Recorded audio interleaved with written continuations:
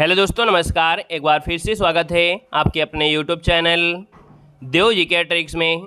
तो दोस्तों, हमने यहाँ पर डेली जो कि दे सकते हैं शाम को 6 बजे आपकी जीके जीएस की बेहतरीन क्लास दी जा रही है और आपकी सिलेबस से आधारित आपके जो 50 नंबर लगभग आपके हैं history, politics, geography, economics, science और साथ में यहाँ पर स्टैटिक जीके, ये सब कवर किए जा रहे हैं। फोकस आपका हो रहा है उन लोगों के लिए जो लोग यहाँ पर मैथ में कमज़ोर हैं, है ना। हमने कहा भी है कि अगर मैथ में कमज़ोर हैं तो फिर आपको पूर्णतः जीके जीएस जो आपका है पूरा कवर करना पड़ेगा, और अगर इसमें थोड़ा सा आप वीक हैं तो मैथ में आपको कवर करना पड़ेगा। दो में एक कम तो करना पड़ेगा, नहीं तो मैथ वाले तो फिर आगे निकल जाएंगे। फिर आप कहेंगे वो तो टॉपर हैं और टॉपर आगे रहेंगे। भाई, आपको भी टॉपर बनना है ना, और वो तभी हो सकता है जब आप एक क्वेश्चन को मजबूत करेंगे। आप जीके जीएस की क्लास हम आपको डेली 6 बजे देते हैं, नोटिफिकेशन नहीं आता है, लेकिन आप लोग नहीं आते हैं। तो भाई, टाइम जब निर्धारित कर दिया है हमारी क्लास में तो आप हर ही क्लास देखिए, क्योंकि हर क्लास आपके लिए हम महत्वपूर्ण देते हैं और दमदार क्लास आपको देते हैं, ठीक है ना। तो डेली आइए शाम को 6 बजे। गुड इवनिंग, नमस्ते, जय हिंद सभी को। गुड इवनिंग, राम राम सभी को, जय हिंद।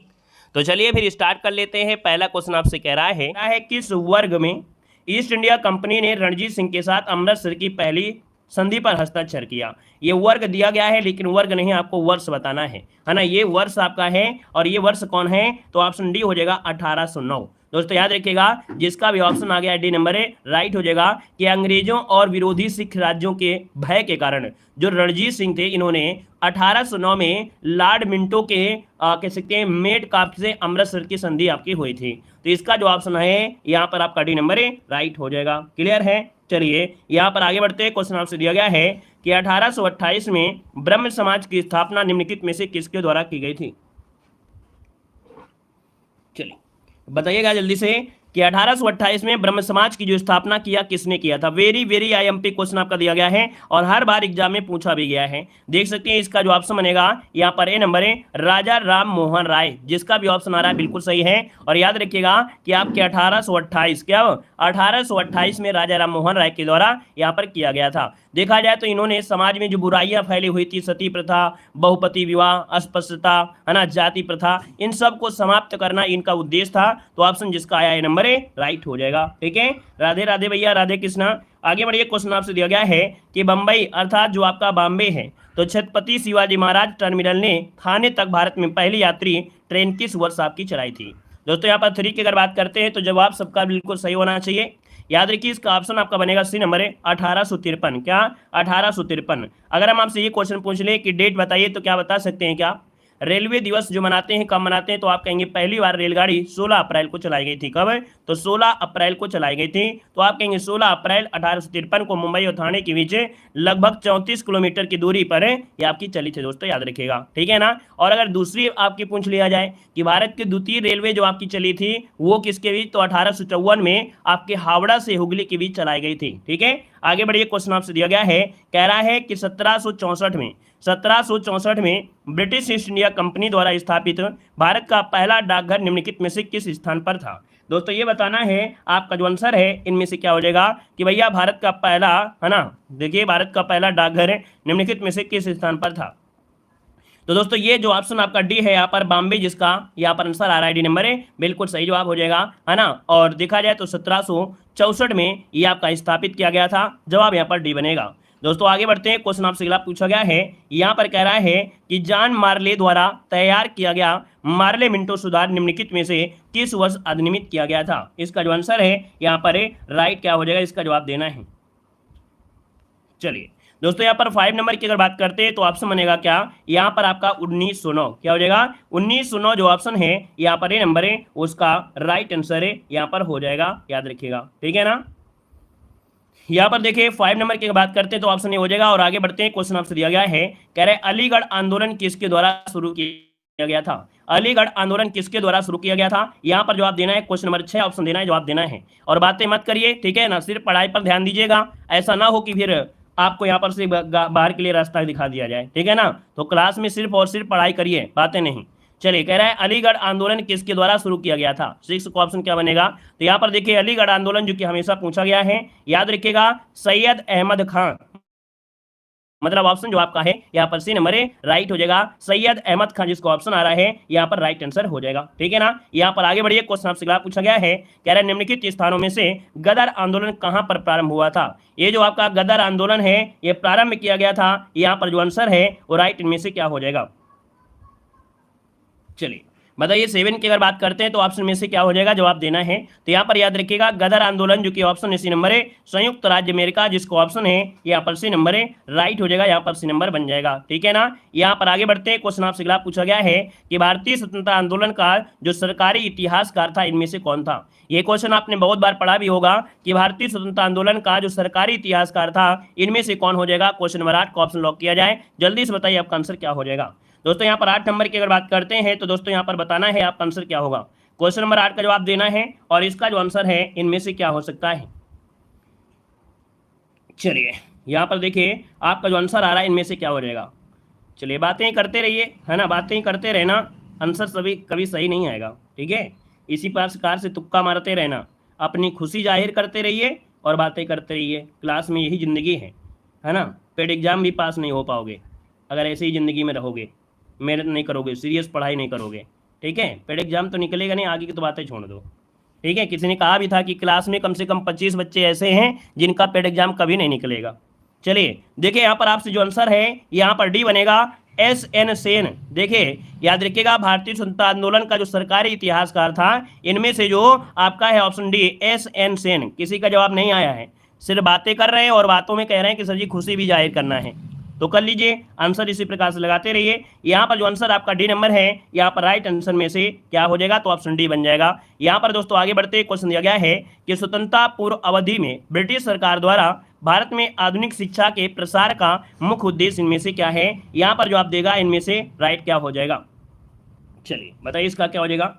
यहाँ पर देखिए 9 की अगर बात कर लेते हैं तो देखिए यहाँ पर फोकस करना है कि स्वतंत्रता पूर्व अवधि में ब्रिटिश सरकार द्वारा भारत में आधुनिक शिक्षा के प्रसार का मुख्य उद्देश्य क्या था। तो आधुनिक शिक्षा क्यों दी जा रही थी, देखिए पहला पॉइंट है कि छोटे प्रशासनिक पदों पर नियुक्ति हेतु शिक्षित भारतीयों की आवश्यकता। जो ऑप्शन यहाँ पर है 9 नंबर में वो ऑप्शन यहाँ पर ए नंबर है, इसका राइट हो जाएगा, ए नंबर बन जाएगा। यहाँ पर आगे बढ़ते क्वेश्चन आपसे अगला पूछा गया है, कह रहा है भारतीय शिक्षा का मैग्ना कार्टा जो कहा जाता है वो किसे कहते हैं। बताइएगा कि भारतीय शिक्षा का मैग्ना कार्टा अर्थात जिसे महाधिकार पत्र कहा जाता है ये किसे कहा जाता है। 10 को ऑप्शन लॉक किया जाए, आपका जवाब इनमें से क्या हो जाएगा। चलिए 10 नंबर की अगर बात कर लेते हैं तो ऑप्शन क्या बनेगा, ये है आपका वुड का घोषणा पत्र जो आपका आया था, डिस्पैच जिसे बोलते हैं, ये 1854 में आया था। इसे भारतीय शिक्षा का मैग्ना कार्टा कहा जाता है। ये वेरी एमपी क्वेश्चन है, आपको कई बार पढ़ाया भी है। यहाँ पर आंसर बनेगा आपका ए नंबर हो जाएगा। यहाँ पर आगे बढ़ते हैं, क्वेश्चन आपसे अगला पूछा गया है कि द सुंदरवन डेल्टा किस राज्य में स्थित है। यहाँ पर दोस्तों आपको मालूम है सबसे बड़ा डेल्टा है इसलिए इसे लगा दिया गया द। तो द सुंदरवन डेल्टा किस राज्य में स्थित है, 11 को ऑप्शन लॉक किया जाए, जल्दी से बताइए आपका आंसर क्या हो सकता है। यहाँ पर कहेंगे सुंदरवन डेल्टा जो कि आपका आंसर हो जाएगा डी नंबर आपके पश्चिम बंगाल में। कहाँ पर, पश्चिम बंगाल आपका आंसर है, राइट हो जाएगा। और यहाँ पर देखा जाए तो यहाँ पर पंजे के आकार के यहाँ पर जो डेल्टा भी होता है सबसे बड़ा डेल्टा भी यहाँ पर है। और इसके बाद आगे बढ़ते क्वेश्चन आपसे अगला पूछा गया है कि बवंडर क्या होता है। भैया आपने बवंडर पढ़ा होगा, बवंडर होता क्या है, 12 को ऑप्शन देना है। तो भैया बवंडर की अगर बात करते हैं तो कह रहा है कीपदार बादलों के साथ जोरदार घूमती हुई हवा। जब भी कभी आप देखते होंगे गर्मियों में लू वगैरह चलती है तो यहाँ पर गोल गोल चक्कर खाते हुए आपका आता है। तो यहाँ पर क्या होता है, कीपदार होता है, मतलब जैसे वो एक आइसक्रीम नहीं होती है कीपदार, वैसे होता है और बादलों के साथ जोरदार घूमती हवा होती है, ये होता है बवंडर, है ना। यहाँ पर आंसर आपका ये नंबर है, राइट हो जाएगा। और जब बवंडर आता है ना तो भैया गेहूं के खेत में गेहूं के बोझ भी उड़ा ले जाता है, जो भी पाता है वो सब कुछ उड़ा ले जाता है, तभी कहते हैं बवंडर क्या फैलाए हो, है ना। तो यहाँ पर जो आता है, जब भी आता है तो बवंडर बिल्कुल फैला के जाता है। तो यहाँ पर आंसर आपका ये बनेगा। अगले क्वेश्चन को आते हैं, क्वेश्चन दिया गया है, कह रहा है इक्वाडोर और पेरू के तट में अनुदिश कभी कभी समुद्र के सतही जल के गर्म होने को कहा जाता है। मतलब देखा जाए इक्वाडोर और पेरू के तट में क्या हो जाता है, कभी कभी समुद्र की जो जल होता है वो गर्म होता है, और ये जो जल गर्म होता है इसे कहा जाता है क्या, तो इसे कहा जाता है एल नीनो। एल नीनो धारा जो होती है ये गर्म होती है और आप देखा जाए तो प्रशांत महासागर के क्षेत्र में ये घटित होती है। इसका टेम्परेचर थोड़ा बहुत नहीं काफ़ी ज़्यादा हो जाता है, 80 डिग्री सेंटीग्रेड तक पहुँच जाता है। तो जब देखा जाए तो जब 80 डिग्री सेंटीग्रेड होगा तो भैया दिक्कत तो करेगा ही करेगा, है ना। तो आप समझ जाएगा, ए नंबर हो जाएगा। आगे बढ़िए, क्वेश्चन आपसे दिया गया है कि निम्नलिखित में से कौन सी किरणें वायुमंडल में उपस्थित ओजोन परत द्वारा अवशोषित होती हैं। मतलब ओजोन परत के द्वारा कौन सी किरणें अवशोषित कर ली जाती हैं। यहाँ पर जो आपका आंसर बनेगा राइट इनमें से क्या हो जाएगा। गुड, सभी को वेलकम है दोस्तों। यहाँ पर देखिए ओजोन परत हमने कहा था कि मिलती है कहाँ पर, समताप मंडल में। समताप मंडल में मिलती है ओजोन परत। और ओजोन परत की अगर बात कर लेते हैं तो ये क्या होता है, यहाँ पर जो ऑप्शन ए दिया गया है पराबैंगनी किरणें, जो आपकी पराबैंगनी किरणें होती है ना, इनको अवशोषित कर लेती हैं, तभी कहीं ना कहीं कुछ टेम्परेचर कम हो जाता है। अभी आपने सुना होगा कि एक आपका ओजोन परत में होल हो गया है, छिद्र हो गया है। ये जो छिद्र हुआ है वो आपके कहाँ पर हुआ है, क्या बता सकते हैं क्या आप लोग? ये बताइएगा कि ओजोन परत जो आपका है उसमें छिद्र देखा गया है, और ये जो छिद्र देखा गया है कहाँ पर देखा गया है, जल्दी से बताइए क्या आंसर हो सकता है। चलिए खुश रहिए भैया, खुश रहिए। देखिए यहाँ पर आपका जो छिद्र दिया गया है तो याद रखिएगा कि अंटार्कटिका महाद्वीप में है। कहाँ पर? अंटार्कटिका महाद्वीप में है दोस्तों, याद रखिएगा। यहाँ पर होने का रीजन ये है कि यहाँ पर क्या है, हर एक देशों के अनुसंधान है, ठीक है ना, हर एक देशों का अनुसंधान है। और वहाँ पर जो भैया ये अनुसंधान होते हैं उसमें क्या होते हैं, आजकल में देखिए जो मशीनें होते हैं टेक्निकल तरीके से, उनमें गैस निकलते हैं, CFC गैसें। जैसे आपके घर में आपकी कौन होती है, कुल मिला के जो क्या बोलते हैं ठंडी करने फ्रिज होती है, तो फ्रिज में भी गैस होती है, उसमें भी आपकी ये गैस आपके वायुमंडल के लिए नुकसानदेह होती है। तो वहां पर क्या है, छिद्र आपको देखने को मिला है। एक पॉइंट और होता है कि जो ओजोन परत है उसको मापने की इकाई क्या होती है, डॉप्सन होती है। क्या होती है? डॉप्सन होती है। ओजोन परत की मोटाई गर्मियों में बढ़ जाती है, क्या गर्मियों में बढ़ जाती है, और सर्दियों में क्या होती है, घटती है, याद रखिएगा, ठीक है। चलिए ढेर सारे क्वेश्चन थे, आगे बढ़िए। क्वेश्चन दिया गया है कि द्वीप समूह का तात्पर्य क्या होता है। देखो दिया गया द्वीप, फिर दिया है समूह। अब आप कहेंगे सर द्वीप मतलब होता है जब पानी की चारों तरफ आपकी जो भूमि होती है अगर डूबी हुई होती है, या चारों तरफ पानी होता है, उसे द्वीप कहते हैं। और जब समूह लगा दिया है तो कहीं ना कहीं यहाँ पर संख्या बढ़ जाएगी। तो यहाँ पर देखा जाए तो कि भूमि का टुकड़ा जो समुद्र की ओर निकलता है, ऐसा कहेंगे क्या नहीं। यहाँ पर बी वाला देखिए, काफी हद तक निकट द्वीपों का समूह। यहाँ पर आपका सी बी नंबर जो दिया गया है, कह रहा है एक बड़ी भौगोलिक इकाई जो शेष महाद्वीप से स्पष्टता अलग दिखाई देती है, यह दिया गया है। लेकिन अगर देखा जाए द्वीप समूह किसी सागर या महासागर या झील में स्थित द्वीपों की श्रृंखला को कहते हैं। और भारत में देखा जाए तो अंडमान निकोबार द्वीप जो आपके हैं ये आपके द्वीप समूह के अंतर्गत आते हैं। तो कहीं ना कहीं यहाँ पर देखा जाए जो ऑप्शन आपका बी वाला है, काफी हद तक निकट द्वीपों का एक समूह होता है। निकट मतलब ये हुआ छोटे छोटे जो आपके द्वीप होते हैं, कहीं ना कहीं द्वीप तो हैं लेकिन समूह दिया गया है, तो समूह में क्या होंगे, निकट होंगे। और निकट जब दिया है तो ऑप्शन क्या हो गया, बी नंबर राइट हो गया। बस इसको समझने वाली चीज यहाँ पर ध्यान देने की बात था, ठीक है ना। चलिए हाँ, भारत में देखिए भारतीय अनुसंधान है गंगोत्री आपके कहां पर। चलिए आगे बढ़िए। क्वेश्चन आपसे अगला पूछा गया है कि भारत के निम्नलिखित राज्यों में से किसमें कॉफी का उत्पादन सबसे अधिक होता है। दोस्तों बताना है कि कॉफी का जो उत्पादन होता है वो सबसे ज्यादा कहां पर होता है। आपका जवाब इनमें से जो बनेगा, इनमें से राइट क्या हो सकता है। आप कहेंगे सर कॉफी का नाम आया है तो ये कहां मिलेगा, यहां पर जवाब देना है। चलिए ये आपके तमिलनाडु है, कर्नाटक है, क्या जवाब दिया जाए। याद रखिए कॉफी का उत्पादन आपके कहां पर होता है, कर्नाटक में होता है, ठीक है। कर्नाटक जिसको ऑप्शन है यहाँ पर राइट हो जाएगा। कर्नाटक, केरल, तमिलनाडु, है ना, आंध्र प्रदेश, इनमें से आपको देखने को मिलता है, तो आपका जवाब हो जाएगा यहाँ पर डी नंबर, ठीक है। आगे बढ़िए। क्वेश्चन दिया, कुछ लोग सी दे रहे हैं, क्यों भाई, कर्नाटक कॉफी तो होता है। चलिए आगे बढ़िए। क्वेश्चन आपसे दिया गया है, कह रहा है इनमें से कौन सा बैंक और उसकी टैग लाइन के बीच असंगत मिलान है। ऐसा हमने पढ़ाया है, देखो ऐसा क्वेश्चन हमने आपको पढ़ाया है कि भैया देखा जाए तो भारतीय स्टेट बैंक का जो टैग लाइन है उसका नाम है a banker to every Indian. दूसरा दिया गया पंजाब नेशनल बैंक, कह रहा है बढ़ती का नाम जिंदगी है। तो भैया याद रखिए पंजाब नेशनल बैंक का जो टैग लाइन है वो है the name you can bank open. ये इसका मतलब ऑप्शन जो बी नंबर आपका गलत दिया गया है, ठीक है। अगले क्वेश्चन कराते हैं। क्वेश्चन दिया गया है इनमें से कौन सा कारक नहीं है जो कि भारतीय संविधान के निर्माण में योगदान देता है। मतलब देखा जाए तो भारतीय संविधान के निर्माण में योगदान क्या नहीं देता है। यहाँ पर देखिए 18 नंबर में, तो वही कहीं ना कहीं ब्रिटेन के संसदीय लोकतंत्र से लिया गया है आपके भारत के संविधान में, रूस की क्रांति से भी, रूस से भी लिया गया है, अमेरिका लिया गया है। भैया जो औद्योगिक क्रांति है ये संविधान के निर्माण से कोई लेने देना यहाँ पर नहीं है, याद रखिएगा, ठीक है ना। यहाँ पर ऑप्शन बनेगा आपका ए नंबर। अगला क्वेश्चन बताइएगा, कह रहा है ब्रिटिश शासन के आगमन से पहले भारत की स्वतंत्र अर्थव्यवस्था थी, उस समय निम्नलिखित में से कौन सा प्रमुख व्यवसाय नहीं था। मतलब देखा जाए कि ब्रिटिश शासन के आगमन से पहले, ब्रिटिश शासन के आगमन मतलब ब्रिटिश ने जब शासन नहीं कर रहे थे उससे पहले देखा जाए तो अर्थव्यवस्था जो आपकी थी स्वतंत्र थी, लेकिन उस समय आपका जो अभाव था मतलब व्यवसाय जो आपका नहीं था किस चीज का। तो कुल मिला के देखा जाए कि यहाँ पर जो ऑप्शन डी दिया गया है ना, क्या यहाँ पर पर्यटन। तो भैया पर्यटन संबंधी क्या था, क्या नहीं था, ये एक व्यवसाय आपका नहीं था, वहां पर लोग जा सकते थे, आ सकते थे, सब कुछ कर सकते थे। तो यहाँ पर आंसर आपका डी हो जाएगा, ये एक प्रकार से व्यवसाय नहीं था। यहाँ पर आगे बढ़ते हैं। क्वेश्चन दिया गया है कि 1991 की नई उदार आर्थिक नीति के परिचय के साथ ही भारतीय अर्थव्यवस्था ने इसके अलावा निम्नलिखित सभी के माध्यम से मौजूद आर्थिक समस्याओं को संबोधित किया है। कुल मिला के यहाँ पर देखा जाए जो ये क्वेश्चन आपका है बहुत आईएमपी है। याद रखिएगा 1991 की जो आपकी उदार नीति है, आर्थिक नीति है, ये एग्जाम में आपके सिलेबस में दिया भी गया है ना, यहाँ से क्वेश्चन बनना है। तो यहाँ पर जो आपका आंसर है 20 नंबर में वो ऑप्शन राइट हो जाए, ए नंबर है। याद रखिए औद्योगिकरण, मतलब देखा जाए तो सभी के माध्यम से मौजूदा आर्थिक समस्याओं को संबोधित है, औद्योगिकरण को बढ़ावा देना है। क्योंकि पहले औद्योगिक नीति आई थी कब, तो आपकी 1948 में, और इसके बाद ये नई आर्थिक नीति है जो कि आपका औद्योगिकरण ये आपका हो जाएगा। क्योंकि आपको मालूम है 1991 की नई आर्थिक नीति में 3 बातें लागू की जाती हैं, वैश्वीकरण, निजीकरण, उदारीकरण। तो आप देखिए वैश्वीकरण, निजीकरण, उदारीकरण, ये तीनों पॉइंट आपके मैच हो रहे हैं। तो ये भैया आपका जो ऑप्शन है आपका ए नंबर, ये इनमें से अलग हो जाएगा। ठीक है, आगे बढ़िए। क्वेश्चन आपसे दिया गया है, कह रहा है राज्यसभा की विशेष शक्ति इस आशय का प्रस्ताव अपनाकर संविधान के अनुच्छेद में दिया गया है कि वह राज्य सूची में शामिल किसी भी मामले के संबंध में कानून बनाने के लिए संसद को सशक्त बना सकता है। दोस्तों यहाँ पर 21 नंबर में जो दिया गया है ये ऑप्शन आपका डी हो जाएगा। ये आपका है कौन सा, 249। ठीक है, 249 राज्य सूची के किसी विषय के लिए राष्ट्र हित में विधि बनाने की संसद के पास शक्तियां हैं। इसका जो आंसर है वो आपका डी बनेगा। नेक्स्ट क्वेश्चन को आते हैं। क्वेश्चन दिया गया है कि जीव की आंतरिक संरचना का अध्ययन करने वाला जो शास्त्र होता है वो क्या होता है।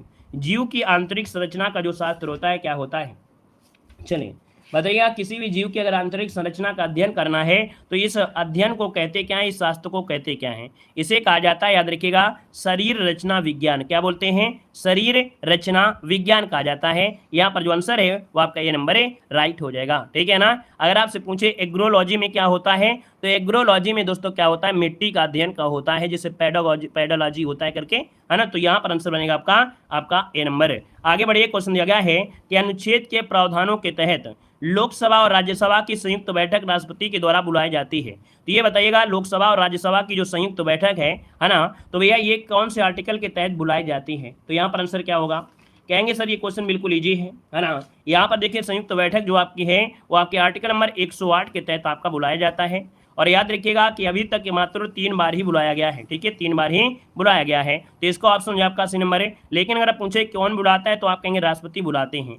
लेकिन अगर ये पूछ लेता है कि भैया इसकी अध्यक्षता कौन करता है, लोकसभा और राज्यसभा की संयुक्त बैठक की अध्यक्षता कौन करता है, तो अध्यक्षता जो करता है वो करता है लोकसभा का जो अध्यक्ष होता है। ठीक है ना। अगले क्वेश्चन कराते हैं। क्वेश्चन दिया गया है कि लोकसभा में मतदान करते समय टाई की स्थिति में के पास वोट डालने का अधिकार यहाँ पर दिया गया है। तो भाई आप बताइए इसका आंसर क्या हो सकता है कि जब यहाँ पर लोकसभा में मतदान कर रहे हैं और 50-50 यहाँ पर मिल गए हैं, 50-50, अब जीतेगा वही जो 50 के ऊपर होगा, तो कहीं ना कहीं देखा जाए कि वोट डालने का जो अधिकार है वो किसके पास हो जाता है। चलिए यहाँ पर तो भैया ये जो आपकी स्पीकर होते हैं कौन है, यहाँ पर लोकसभा के जो अध्यक्ष होते हैं अर्थात स्पीकर, यहाँ पर आंसर है राइट हो जाएगा। दोस्तों लोकसभा के अध्यक्ष के और भी अधिकार होते हैं कि भैया संविधान द्वारा दी गई शक्तियों के जरिए लोकसभा की प्रक्रिया और कार्यवाही में संचालन करना, संसदीय कार्यवाही के संचालन में भाग लेना, है ना, और कोई काफ़ी चीज़ होते हैं। अगला दिया गया है कि ग्राम सभा में निम्न में से कौन शामिल होते हैं।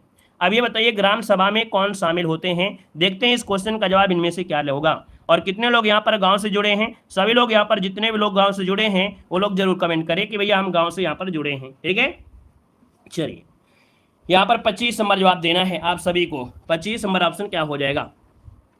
चलिए बहुत अच्छे, देखिए अच्छा प्रयास आ गया है, सबका जवाब आया है। और यहाँ पर दोस्तों देखिए कह रहा है गांव विशेष में रहने वाले सभी व्यक्ति, फिर कह रहा है कि वे सभी व्यक्ति जिनके नाम गांव विशेष में पंचायत के मतदाता सूची में होते हैं। याद रखिएगा यही बिल्कुल सही है, उसी को हम ग्राम सभा का सदस्य बोलेंगे जो व्यक्ति जिसके नाम में गांव में क्या होगा, विशेष पंचायत की मतदाता सूची में होंगे, है ना। यहाँ पर आंसर आपका बी हो जाएगा। अब यहाँ कह रहे हैं सर जी नेट नहीं चल रहा है, सबका तो नेट चल रहा है आपका नहीं चल रहा है, तो भैया आप बताओ हम क्या करें, अपना मोबाइल फोड़ दें। क्यों अपना मोबाइल फोड़ दें। अगर आपको मोबाइल में नेट नहीं चल रहा है, सबके मोबाइल में चल रहा है, तो बताइए अपने मोबाइल का यहाँ पर आज कहो तो बिल्कुल से का फांसी में लटका देते हैं, फोड़ डालें मोबाइल को। चलिए देखिए यहाँ पर आंसर आपका बी हो जाएगा। और अगले क्वेश्चन कराते हैं। क्वेश्चन दिया गया है क्या, यहाँ पर कह रहा है ध्वनि प्रदूषण का कारण क्या है। चलिए कह रहा है ध्वनि प्रदूषण का कारण क्या है, 26 नंबर ऑप्शन देना है। दोस्तों यहाँ पर देखिएगा ध्वनि प्रदूषण कैंसर है, मतलब ध्वनि प्रदूषण का कारण कह रहा है, ध्वनि प्रदूषण से क्या हो सकता है, ये होना चाहिए देखो 26 नंबर में देखा जाए कि ध्वनि प्रदूषण से क्या समस्या हो सकती है। यहाँ पर दिया गया कैंसर दिया गया है, और यहाँ पर दिया गया है अति तनाव है, बहुत तेज बुखार है, मधुमेह है। तो कहीं ना कहीं देखा जाए तो भैया जो ध्वनि प्रदूषण से क्या हो जाता है, बहुत ज़्यादा तनाव हो जाता है ना। याद रखिएगा, यहाँ पर आंसर बी नंबर इसका राइट हो जाएगा, अधिक तनाव हो जाता है। इसका ऑप्शन मैंने आपका बी नंबर। यहाँ पर आगे बढ़ते हैं, क्वेश्चन दिया गया है, कह रहा है पॉलिशदार स्टील की चम्मच की आंतरिक सतह किसकी तरह कार्य करती है। मतलब जैसे क्या होता है, पॉलिशदार क्या होता है, चम्मच होता है, तो इसके आंतरिक वाला जो भाग होता है, जो पॉलिश की हुई होती है, ये किस प्रकार का होता है। तो भैया ये देखो अवतल दर्पण की तरह होता है। नहीं मानते हैं तो एक बार चम्मच को उठाकर देखिए, चम्मच को उठाकर देखिए और इसके बाद अपना चेहरा उसमें देखिए, बड़ा बड़ा दिखेगा बिल्कुल से। जैसे पानी का बुलबुला होता है ना, उसमें अगर अपना आप चेहरा देखेंगे तो भी बड़ा बड़ा दिखेगा, वो भी अवतल दर्पण की तरह होता है। और जो चम्मच होता है वो भी वैसे होता है, तो उसमें आप देखिएगा आपकी शक्ल आपको थोड़ा बड़ी दिखेगी, ठीक है ना। क्लियर है। चलिए आगे बढ़िए, क्वेश्चन आपसे दिया गया है, कह रहा है कि कैल्शियम नाइट्रेट और पोटेशियम डाइक्रोमेट के सही रासायनिक सूत्र आपका है क्या।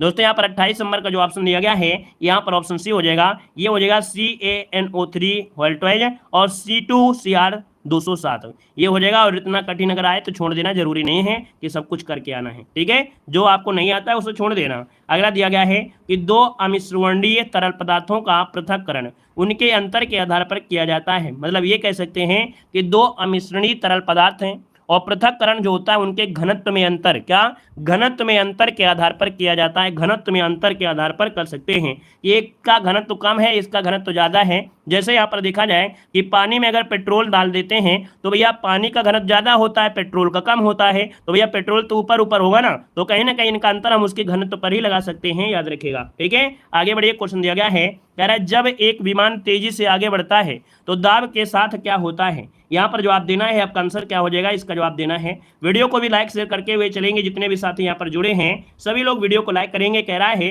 कि जब एक विमान तेजी से आगे बढ़ता है तो भैया दाब के साथ क्या होता है, दाब में क्या हो जाएगा। चलिए यहाँ पर देखिए इसका आंसर क्या हो जाएगा। यहाँ पर देखिए 30 नंबर की अगर बात कर लेते हैं तो यहाँ पर ऑप्शन देखिएगा कि यहाँ पर दिया है पंख के नीचे ऊपर का दाब समान रहता है, ऐसा तो हो नहीं सकता है। यहाँ पर ऑप्शन सी वाला देखिए, कह रहा है पंख के नीचे का दाब कामा पंख के ऊपर के दाब से अधिक होता है। याद रखिए इसका जो ऑप्शन है यहाँ पर आपका सी नंबर है कि जब विमान तेजी से आगे बढ़ रहा होता है तो पंख के नीचे का दाब पंख के ऊपर के दाब से क्या होता है, अधिक होता है। सिंपल सी बात है, जब आप लोग पतंग उड़ाते हैं, जब आप लोग पतंग उड़ाते हैं तो आप ये बताइए कि प्रेशर पतंग में ऊपर होगा कि नीचे होगा। सिंपल सी बात है, जब आप लोग यहाँ पर पतंग को खींचते हैं तो भैया प्रेशर होगा तो नीचे लगेगा, पतंग के ऊपर तो होगा नहीं, तो भैया ऊपर क्या होता है, कोई दाब तो होगा नहीं, नीचे कहीं ना कहीं दाब होता है। तो यहाँ पर जो आंसर बनेगा वो आपका सी नंबर राइट हो जाएगा। क्लियर है, समझ गए होंगे। आगे बढ़िए, क्वेश्चन आपसे दिया गया है, यहाँ पर दिया गया है कह रहे सर जी टावर में चढ़ जाओ, इसके बाद ऊपर से गिरिए पता चल जाएगा ना। जहाज बन के टावर में चढ़ जाओ और इसके बाद गिरो, फिर पता नहीं चलेगा यहाँ पर क्या हो, है ना, तो पता चल जाएगा दाब कहाँ लग रहा है। तो दोस्तों यहाँ पर देखिए माई कंट्री माई लाइफ किसकी आत्मकथा है, माई कंट्री माई लाइफ किसकी आत्मकथा है 31 नंबर में। तो दोस्तों ये है option C number Lal Krishna Advani, क्या लाल कृष्ण आडवाणी जिसका ऑप्शन है यहाँ पर सी नंबर राइट हो जाएगा। अगले क्वेश्चन को बढ़ते हैं। क्वेश्चन दिया गया है कि दशई का सबसे भव्य त्योहार है। ये भैया जो दशई है ये नेपाल का त्योहार है, 15 दिनों तक आपका मनाया जाता है, दुर्गा पूजा के समय आपका होता है, याद रखिएगा। और यहाँ पर जो आपका आंसर है वो राइट क्या हो जाएगा, आपका बी नंबर राइट हो जाएगा। नेक्स्ट क्वेश्चन को आते हैं। क्वेश्चन दिया गया है कि डॉल्फिन किक शब्द किस खेल से संबंधित है। एक शब्द होता है डॉल्फिन किक और ये खेल से संबंधित आपका जो शब्द है कहीं ना कहीं आपके तैराकी में होता है। आपको मालूम है कि जो डॉल्फिन होती है पानी में होती है ना, तो यहाँ पर आप कहेंगे कहीं ना कहीं थोड़ा तुक्का मार लीजिएगा, इसको बटरफ्लाई स्ट्रोक भी कहा जाता है। इसमें तैराक के दोनों पैर एक साथ ऊपर नीचे जाते हैं, जैसे कि डॉल्फिन तैरा करती है ऊपर नीचे, है ना। तो ऑप्शन बनेगा आपका बी नंबर है। अगले क्वेश्चन को आते हैं। क्वेश्चन दिया गया है कि को वार्षिक इंटरनेशनल हैप्पीनेस डे के रूप में मनाया जाता है। ये बताना है हैप्पीनेस डे जो आपका होता है ये हर साल जो मनाते हैं, कब मनाते हैं, तो ये मनाया जाता है 20 मार्च को, ठीक है। अंतर्राष्ट्रीय प्रसन्नता दिवस 20 मार्च को मनाया जाता है, याद रखिएगा, ठीक है ना। और इसके बाद आगे बढ़ते हैं। क्वेश्चन आपसे अगला पूछा गया है कि निम्नलिखित में से किस भारतीय राज्य से निसी जनजाति का संबंध है। एक जनजाति होती निसी जनजाति, ये अरुणाचल प्रदेश में आपकी है। और दोस्तों देखा जाए इस प्रदेश की जो जनसंख्या में ये सबसे बड़ा जनजाति समूह है। ये लोग निसी भाषा बोलते हैं, ये लोग निसी भाषा बोलते हैं। आपका आंसर क्या हो गया यहाँ पर बी नंबर राइट हो गया है। नेक्स्ट क्वेश्चन कराते हैं। क्वेश्चन दिया गया है कि India Shastra reflections on the nation in our time पुस्तक लेखक कौन है। दोस्तों 36 नंबर की अगर बात कर लेते हैं तो भैया यहाँ पर आंसर हो जाएगा शशि थरूर। क्या शशि थरूर जो ऑप्शन है यहाँ पर नंबर राइट हो जाएगा। नेक्स्ट क्वेश्चन को आते हैं। क्वेश्चन दिया गया है कि राज तरंगड़ी पुस्तक के लेखक कौन है। राज तरंगड़ी पुस्तक के जो लेखक हैं 37 नंबर में ऑप्शन क्या हो जाएगा। तो भैया राज तरंगड़ी है कौन, कल्हड़ हो जाएंगे। कौन हो जाएंगे, कल्हड़। इसका ऑप्शन आपका राइट हो जाएगा। और कश्मीर के इतिहास के बारे में इस ग्रंथ से पता चल जाता है। आगे बढ़िए। क्वेश्चन दिया गया है कि पुस्तक the bird of time songs of life death and the spring के लेखक आपके हैं कौन। यहाँ पर दोस्तों 38 नंबर का ऑप्शन सी हो जाएगा। ये है आपकी सरोजिनी नायडू। कौन है, सरोजिनी नायडू आपका आंसर है, राइट हो जाएगा। और अगले क्वेश्चन को आते हैं। क्वेश्चन देखो दिया गया है कि लुइस बोली किस राज्य में बोली जाती है। लुसाई बोली, लुसाई बोली मिजोरम में बोली जाती है। कहाँ पर, मिजोरम। मिजोरम कहाँ पर है, ऑप्शन हो जाए आपका नंबर मिजोरम में बोली जाती है। और अंग्रेजी भी मिजोरम की एक व्यापक भाषा भी आपकी है, ठीक है, व्यापक है, यानी कि वह राज्य की है, क्योंकि नागालैंड की तो है, अब पड़ोसी हैं तो कहीं ना कहीं कुछ तो बोलते ही होंगे अंग्रेजी। अगले क्वेश्चन कराते हैं। क्वेश्चन दिया गया है कि रेहुक खीम या काउरी शॉल किस राज्य के पारंपरिक परिधान है। दोस्तों यहाँ पर देखिए आपका 40 नंबर में ऑप्शन डी हो जाएगा। ये नागालैंड इसका आंसर है, राइट हो जाएगा। मंगोल वर्ग के लोग होते हैं जो ये आपके कह सकते हैं परिधान है, ऑप्शन डी हो जाएगा। अगला दिया गया है कि पटाखा किस देश की मुद्रा है। प्रैक्टिस सेट में आपको मिला होगा तो जवाब दीजिएगा पटाखा जो है ये किस देश की मुद्रा है। चलिए पटाखा है आपके कहाँ की है, तो ऑप्शन बनेगा सी नंबर मकाऊ की है। कहाँ की है, मकाऊ, जिसका ऑप्शन है यहाँ पर सी नंबर है, राइट हो जाएगा, सी नंबर बन जाएगा, ठीक है ना। और अगले क्वेश्चन को आते हैं। क्वेश्चन दिया गया है कि मेजर ध्यानचंद पुरस्कार में कितना इनाम प्रदान किया जाता है। चलिए बताना है आपका जो आंसर है इनमें से राइट क्या हो जाएगा कि ध्यानचंद पुरस्कार में कितना नगद इनाम दिया जाता है। तो आप कहेंगे सर जी देखा जाए तो भैया ये 2002 में प्रारंभ किया गया था और इसमें से क्या हुआ, समय परिवर्तन में आपके पुरस्कार की राशि भी बढ़ती चली गई, है ना, क्योंकि भैया पहले 7.5 लाख होता था, फिर 12 लाख दिए गए, है ना। तो कुल मिला के यहाँ पर जो आंसर बनेगा इसका बी बनेगा, ये 25 लाख इसका आंसर है, राइट हो जाएगा, ठीक है। आगे बढ़िए। क्वेश्चन दिया गया है कि भारत का पहला राष्ट्रीय खेल विश्वविद्यालय किस राज्य में स्थापित किया गया है। ये भारत का पहला राष्ट्रीय खेल विश्वविद्यालय है और ये किया गया है कहाँ पर, जवाब देंगे बिल्कुल इजी क्वेश्चन, आपने पढ़ा भी होगा, बहुत बार आपने पढ़ा भी होगा, तो इसका आंसर दीजिएगा, आपका आंसर इनमें से क्या हो जाएगा। चलिए जल्दी से बताइएगा कि भारत का राष्ट्रीय खेल विश्वविद्यालय जो आपका है कहाँ पर है। तो आप कहेंगे सर मणिपुर में, मणिपुर की राजधानी है इम्फाल, तो इम्फाल में किया गया था। ऑप्शन जो आपका बनेगा यहाँ पर आपका बी नंबर का डी नंबर इसका राइट हो जाएगा, मणिपुर बन जाएगा, ठीक है। आगे बढ़िए। क्वेश्चन दिया गया है क्या आ रहा है, इसका जवाब देना है। एडमिरल कप का जो संबंध है वो आपके किससे है। एडमिरल का जो कप है ये किससे संबंधित रखता है, एडमिरल कप का जो संबंध है वो आपके किससे है, सभी को जवाब देना है। एडमिरल कप का जो संबंध है वो आपके किससे है, तो एडमिरल कप जो आपका होता है ये भैया आपका देखिए एडमिरल कप हो गया, अमेरिकन कप हो गया, वेलिंगटन कप हो गया, ये नौकायान में दिया जाता है। किसमें, नौकायान। देखिए जवाब आ भी रहा है, नौकायान आपका आंसर है, राइट हो जाएगा। अगला बताइएगा। क्वेश्चन दिया गया है कि आईने अकबरी किसने लिखा है। बताइएगा कि जो आईने अकबरी है किसने लिखा है, आईने अकबरी। दोस्तों यहाँ पर देखिए आईने अकबरी की अगर बात कर लेते हैं तो यहाँ पर जो आपका आंसर है वो राइट क्या हो जाएगा, 45 नंबर में अबुल फजल, बिल्कुल सही है, अबुल फजल, जिसका ऑप्शन आ रहा है यहाँ पर सी नंबर है, जवाब आपका यहाँ पर राइट हो जाएगा। दोस्तों यहाँ पर आगे बढ़ते हैं। क्वेश्चन आपसे अगला पूछा गया है कि तारीख ए फिरोज शाही के लेखक कौन है। तारीख ए फिरोज शाही के जो लेखक हैं इनमें से राइट क्या हो जाएगा कि तारीख ए फिरोज शाही के लेखक, तो भैया यहाँ पर ऑप्शन हो आपका जियाउद्दीन बर्नी, है ना, जियाउद्दीन बर्नी है, जो कि ऑप्शन बनेगा आपका नंबर है, राइट हो जाएगा। भारत में दिल्ली सल्तनत काल के दौरान ये भारत और फारसी इतिहासकार आपके रहे हैं। यहाँ पर आगे बढ़ते हैं। क्वेश्चन आपसे अगला पूछा गया है और कह रहा है कि भारत में वंदे मातरम पत्रिका की स्थापना किसने की थी। चलिए साथियों जवाब देना है, आपका जो आंसर है इनमें से राइट क्या हो जाएगा। तो भारत में वंदे मातरम की पत्रिका है ये अरविंद घोष ने किया था। अरविंद घोष है कोई ऑप्शन में, यहाँ पर देखिए अरविंद घोष जो कि ऑप्शन है यहाँ पर सी नंबर है। अरविंद घोष ने 1905 में अंग्रेजी भाषा के समाचार पत्र वंदे मातरम का प्रकाशन किया था, याद रखिएगा। यहाँ पर आगे बढ़ते हैं। क्वेश्चन आपसे अगला पूछा गया है कि स्वामी विवेकानंद के द्वारा 1897 में क्या किया गया था। चलिए यहाँ पर जो आपका आंसर है इनमें से राइट क्या हो जाएगा। अब आप कहिएगा कि भैया स्वामी विवेकानंद के द्वारा 1897 में क्या किया गया था। यहाँ पर देखिए रामकृष्ण मिशन की स्थापना की गई थी। कौन सा, यहाँ पर ऑप्शन सी हो जाएगा, रामकृष्ण मिशन की स्थापना की गई थी। और दोस्तों याद रखिएगा 1897 में यहाँ पर किया गया था। अगले क्वेश्चन कराते हैं। क्वेश्चन दिया गया है और कह रहा है कि अवध के निम्नलिखित में से किस नवाब ने लखनऊ में बड़ा इमामबाड़ा बनवाया था। बताना है दोस्तों, लखनऊ में बड़ा इमामबाड़ा जो बनवाया गया है ना, ये किसके द्वारा बनवाया गया है, जो कि ऐतिहासिक धरोहर में आपको मिलेगा। भूल भुलैया भी इसे कहा जाता है। क्या, इसे भूल भुलैया भी कहा जाता है। तो आपका आंसर क्या हो जाएगा, तो ऑप्शन बनेगा ए नंबर ए, ये है आसुफउद्दौला। ठीक है, आसुफउद्दौला इसका आंसर राइट हो जाएगा। और ये अवध के चौथे नवाब आपके थे, याद रखिएगा। ठीक है, 1784। आगे बढ़िए, क्वेश्चन दिया गया है, कह रहा है आपसे कि आपको कॉलेज जाना चाहिए और अपने मस्तिष्क को ज्ञान से परिपूर्ण करना चाहिए, यह कथन किसका है। दोस्तों आपको कॉलेज जाना चाहिए और अपने मस्तिष्क को ज्ञान से परिपूर्ण करना चाहिए, ये कथन जो आपका है वो किसका है। तो दोस्तों याद रखिएगा ये शब्द जो कहा है वो किसने कहा है, तो मिशेल ओबामा, है ना, बराक ओबामा की जो आपकी वाइफ हैं मिशेल ओबामा ने कहा है कि आपको कॉलेज जाना चाहिए और अपने मस्तिष्क को परिपूर्ण करना चाहिए। ऑप्शन बी नंबर इसका राइट हो जाएगा। दोस्तों याद रखिएगा। ठीक है, आप लोग हमारे ऐप से भी जुड़ सकते हैं। ऐप में भी आपके पेड एग्जाम के लिए काफी अच्छी सुविधा की गई है। आपके कंप्लीट सिलेबस को कंप्लीट किया गया है और इसमें से देखा जाए तो आपको ऑब्जेक्टिव भी होंगे, आपके यहाँ पर देखा जाए वन लाइनर भी होंगे और डिस्क्राइब के साथ होंगे। मॉडल पेपर भी आपको उपलब्ध कराए गए हैं जिसमें 3 प्रकार के मॉडल पेपर होंगे। यानी आपको इसमें कुछ मॉडल पेपर ऐसे होंगे जैसे हम लोग आपको सॉल्व कराते हैं, उसके नीचे आंसर होगा। कुछ मॉडल पेपर आपके ऐसे हैं जिनमें आंसर की लास्ट में होगी और कुछ आपके ऐसे हैं जिसमें से मैथ, जीके, रीजनिंग ये भी आपको उसमें से इंक्लूड होगी। ठीक है, बाकी हमारे ऐप में जब जाएंगे तो वहाँ पर आप देखेंगे कि कैसा कंटेंट हम आपको यहाँ पर प्रोवाइड करा रहे हैं, चाहे वो आपका स्टैटिक जीके हो या आपका हिंदी हो, है ना, या आपका वन लाइनर हो या आपका ऑब्जेक्टिव हो, बड़े अच्छी तरीके से आपको प्रीवियस ईयर एग्जाम को देखते हुए रखे गए हैं। तो आप लोग हमारे ऐप में से विजिट कीजिएगा और वहां पर दे सकते हैं जो आपके यहाँ पर कह सकते हैं कि हिस्ट्री, पॉलिटी, ज्योग्राफी, सामान्य विज्ञान, है ना, हर एक टॉपिक से 5-5 नंबर आ रहे हैं। तो इस प्रकार से जैसे आप लोग मार्केट में बुक खरीदते हैं उसी प्रकार से यहाँ पर आपसे व्यवस्था की गई है, जिसमें से आप देख सकते हैं कि आपको टेस्ट सीरीज भी आपको फ्री की गई है। उसी में से जैसे आप जुड़ेंगे तो वहाँ पर कोर्स परचेज करने के बाद टेस्ट सीरीज भी आपकी है, वो भी आपको फ्री उसी में आपकी कर दी है। वो आपकी टेस्ट सीरीज किसी भी एग्जाम के लिए आपकी हो जाएगी। ठीक है, तो ऐप डाउनलोड करिएगा, उसमें जुड़िएगा और बेहतर तैयारी आप लोग कर सकते हैं। तो चलिए आज के लिए दोस्तों ये रखते हैं।